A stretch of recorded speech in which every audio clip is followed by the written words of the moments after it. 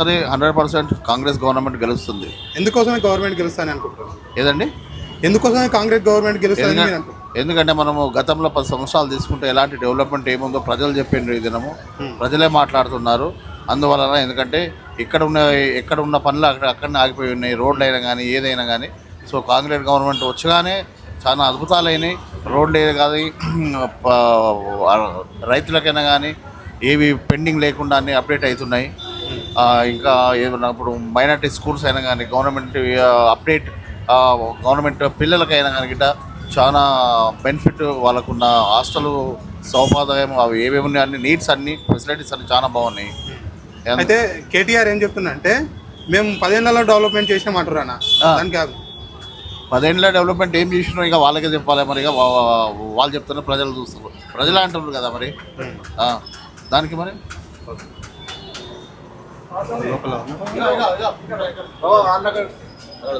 అన్న ఇక్కడ ఎవరు గెలుస్తారంట?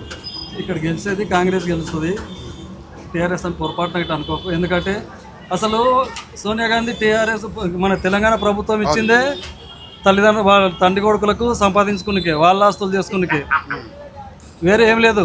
వాళ్ళ బావబామర్దు, వాళ్ళ ఫ్యామిలీ విత్ వాళ్ళ ఎవరు బినామీలు ఉన్నారు చూడు, వాళ్ళ బినామీల పేర్ల మీద కూడా నీకు ప్రతి మండలంలో నీకు ఎన్ని పొలాలు ఎప్పుడు 2014 నుంచి 19 వరకు ఎన్ని రకాల ల్యాండ్లు ఉన్నాయి చూడు. ఆ ల్యాండ్లు వాళ్ళ పేద మీద పట్టాలు చేసుకున్నది, వాళ్ళ బినామీల పేద మీద పట్టాలు చేసింది. ఇటువంటి ఆస్తులన్నీ మొత్తము మీకు రికార్డు దొరుకుతాయి. మీరు ఇంకా ఇక్కడ అడగడం కన్నా మీరు అసలు మండలాలల్లో అయితే అన్న ఒకవేళ కాంగ్రెస్ గెలిస్తే ఇక్కడ హైడ్రా వస్తుంది, బుల్డోజాలు వస్తాయని నేను చెప్తున్నారు. బుల్డోజాలు హైడ్రా వస్తాయంటే ఇక్కడ అట్లా కబ్జా పెట్టుకున్న వాళ్ళు ఉంటే అలా కూడా వస్తాయి. తప్పదు అది ఎవడైనా. ఓ కబ్జా ఏడబెట్టినా ఇప్పుడు మేమే ఉన్నాము, మేము గ్రామాలలో ఉన్నాము, మేము కూడా అసైన్మెంట్ భూములలో ముట్టం చేయము.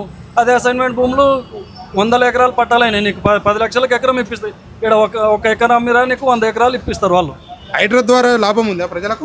ఏది హైడ్రా అనేది పబ్లిక్ ఇప్పుడు మొన్న కూల్పేసిండు కదా, ఎక్కడ కట్టుకున్నారు వాళ్ళు? అసలు నీళ్లు పారే ప్లేస్లో, ఇబ్బందులు అయ్యే ప్లేస్లో కట్టుకున్నారు. వాళ్ళ లైఫ్ దెబ్బతింటానే దీంతో కూల్పేపించాం. కానీ ఆ హైడ్రా కూల్పేసిన రేవంత్ రెడ్డి మీ పొలాలు కుదునుకుంటున్నా లేక మరి కేటీఆర్ చెప్తున్నారు 6 గ్యారెంటీలు అమలు చేయాలని చెప్తున్నారు. దానిపైన మీ అభిప్రాయం? వాళ్ళ తండ్రి కొడుకులు ఇప్పుడు 7 లక్షల కోట్లు పెట్టుకున్నారు. అవి ఇస్తే అవిటికని ఇంకా డబ్బులు ఒకటింట కుటుంబ యజమాని ఏమున్నది, కుటుంబ యజమాని ఇప్పుడు పెద్ద ఉంటాడు, పెద్ద ఆయన పెద్దరికం పక్కకు పెట్టేసి వేరేకి పెద్దరికం ఇస్తే ఆడ ఇంట్లో అసలు ఏం తిన్నికి పెట్టడానికి లేని ఏం చేస్తాడు వాడు. ఉల్టా మలిపి ఏమన్నా ఈపుల మీద కొడతాడు అని ఏం చేస్తాడు చెప్పాలి. ఓకేనా? అటువంటి పరిస్థితి ఉన్నది. ఓకే.